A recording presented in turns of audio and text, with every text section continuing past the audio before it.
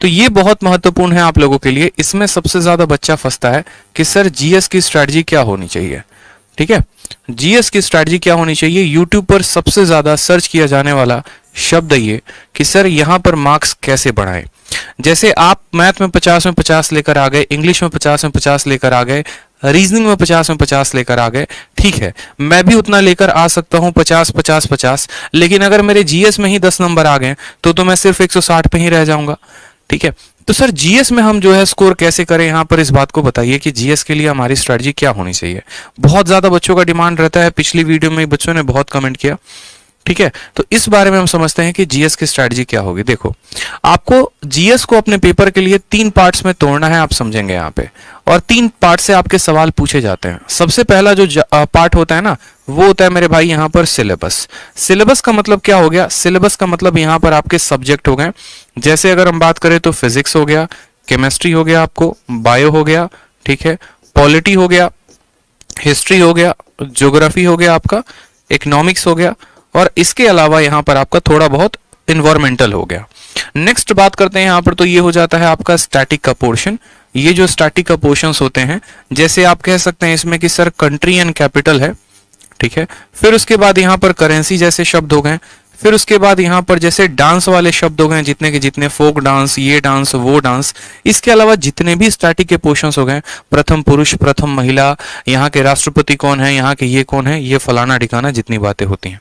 और तीसरा जो होता है वो होता है हमारा करंट अफेयर।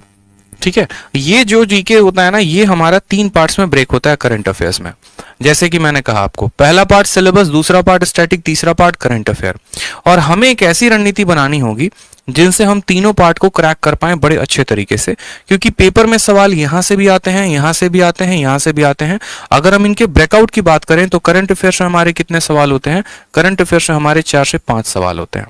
ठीक है, स्टैटिक से हमारे कितने सवाल होते हैं, तो 4 से 5 सवाल होते हैं। अगर हम इनका वेटेज 10 सवालों का मान ले तो पूरी की पूरी सिलेबस से हमारा 15 सवाल आता है। और हमें जो है एक ऐसी रणनीति बनानी पड़ेगी। देखो भाई, जिन्होंने वीडियो को अभी तक लाइक नहीं किया है वो लाइक कर दें, और जिन्होंने वीडियो को शेयर नहीं किया वो शेयर कर दें।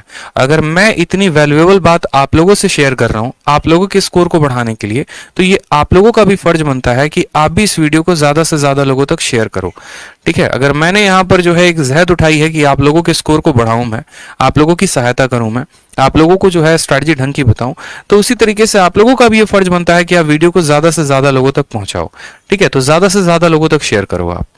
तो ये हमारा एक सिलेबस हो गया, और दूसरा हो गया हमारा ये स्टैटिक का पोर्शन, और तीसरा हो गया हमारा करंट अफेयर का पोर्शन। ठीक है, ये सभी पॉइंट्स पर अगर जो स्टूडेंट काम कर लेगा उसका जीएस में जो स्ट्रैटेजी है, जीएस में जो स्कोर है, वो हमारा 35 प्लस आना शुरू हो जाएगा।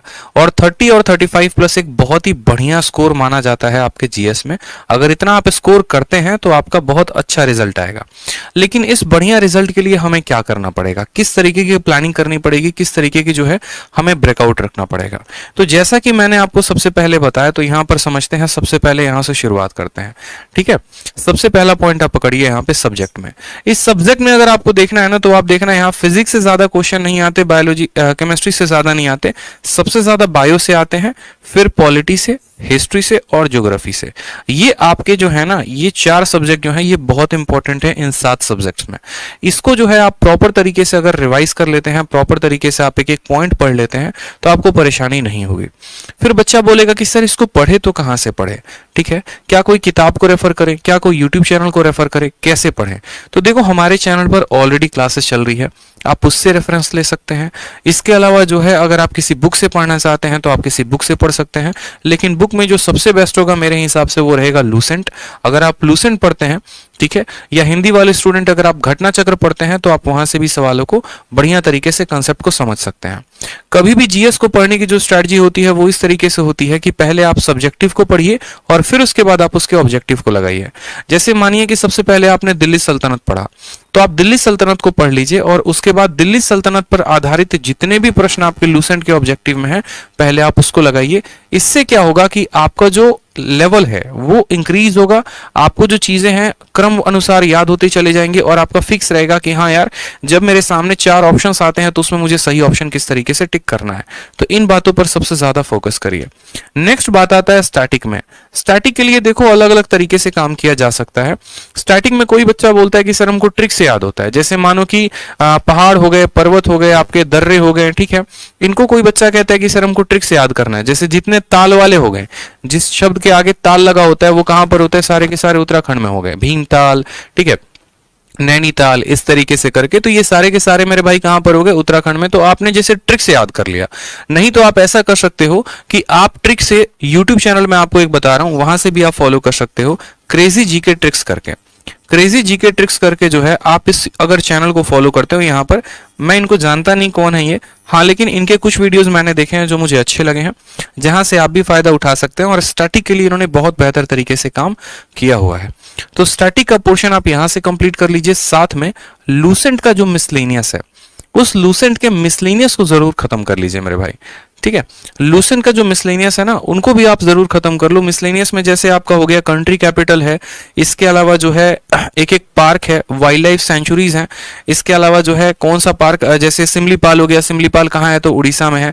जैसे डांस के बारे में हो गया कि जो राउफ डांस है वो कहाँ का है तो कश्मीर का है, जो तमाशा है वो कहाँ का है तो महाराष्ट्र का है। इस तरीके से आप एक एक पॉइंट को यहाँ पर टिक करके मिसलेनियस में खत्म कर सकते हैं। इसके अलावा जैसे मानो और भी पिंक बॉक्स कैसे हो गए, हिस्ट्री में आपने कुछ पढ़ा होगा, ज्योग्राफी में पढ़ा होगा, जैसे आर्य समाज की स्थापना किसने की थी, कब की थी, रोयतवारी जो सिस्टम हो गया वो कौन लेकर आया था, जमींदारी कौन लेकर आया था। तो ये लूसेंट में पिंक बॉक्स में बनाकर दिया गया है। ये आपके ऐसे होते हैं जिनको अगर आप कवर अप कर लेते हैं अच्छे तरीके से, तो आपका स्टैटिक में एक भी सवाल नहीं छूटेगा। और लास्ट में आ गया हमारा करंट अफेयर। करंट अफेयर के लिए बकायदा मैंने आपको बताया था कि पिछले 6 महीने का इंपॉर्टेंट होता है, जिसमें 3 महीने का आपको डेली पढ़ना है और 3 महीने का आपको मंथली पढ़ना है। जैसे अगर हम बात करें यहां पर, तो जनवरी हो गया, फरवरी हो गया और मार्च हो गया। इसका आप डेली का वीडियो देखो, ठीक है, जहां से भी आपको मिले, एक एक दिन का घटना आपको याद रखना है। और उसके अलावा जो पीछे के महीने हो गए, पीछे के महीने कौन हो गए, जैसे अक्टूबर हो गया, नवंबर हो गया, दिसंबर हो गया, इनका आप मंथली पढ़ा करो। इनके अलावा जो आपको और पढ़कर जाना है, जैसे क्रैप होता है, ठीक है, या फिर PIN होता है। PIN का मतलब क्या होता है, पर्सन इन न्यूज, जो पर्सन जो है वो सबसे ज्यादा न्यूज में हो, ठीक है, जिसकी चर्चा सबसे ज्यादा हुई हो, उससे संबंधित सारी की सारी बातें, चुनाव हुआ है तो उससे संबंधित बातें, और भी 4-5 बातें जितनी भी होती हैं, इन सभी पोर्शंस पे आप अच्छे तरीके से काम करेंगे। इनके ऑब्जेक्टिव को अगर आप अच्छे तरीके से लगाते हैं तो आप लोगों का काफी ज्यादा फायदा होगा। इस बात को ध्यान रखिए, ठीक है। तो एक प्रॉपर हमारी स्ट्रैटेजी होनी चाहिए आने वाले हमारे CGL को और CHSL को क्लियर करने के लिए, क्योंकि मेरे भाई मौका एक ही है, और इसी एक मौके में जिसने हथौड़ा मार दिया, समझो गेमर वही है, नहीं तो बैठकर पछताना पड़ेगा। और फिर वही बात हो जाएगी, बाद पछताए क्या हुआ जब चिड़िया चुग गई खेत, ठीक है। तो ध्यान रखिए, इस तरीके से आप पूरा बढ़िया से एक स्ट्रैटेजी बनाइए, और साथ में जरूर बताइए मुझे कि आप लोगों को जो है और किन किन चीजों में मेरी आवश्यकता पड़ेगी, कैसे आप और मेरी हेल्प चाहते हैं, ठीक है। और बढ़िया तरीके से इस पॉइंट को याद रखिए। धीरे धीरे हम आपको और स्ट्रैटेजी बताते रहेंगे। और यहाँ पर जो सब्जेक्ट वाले पोर्शन है ना, इनमें हमेशा काम करना, एक तरफ सब्जेक्टिव पढ़ते जाना, दूसरी तरफ ऑब्जेक्टिव लगाते जाना। ऐसा नहीं करोगे तो एक तरफ पढ़ोगे, दूसरी तरफ भूलोगे, और ये बड़ा खत्म कहानी हो जाएगा।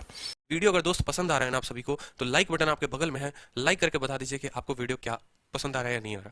अगर आप कुछ भी सीख रहे हैं इस वीडियो से, थोड़ा सा भी सीख रहे हैं, तो शेयर कर दीजिएगा वीडियो को, और लाइक जरूर कर दीजिएगा अगर आपको थोड़ी भी जानकारी मिल रही है तो, ठीक है।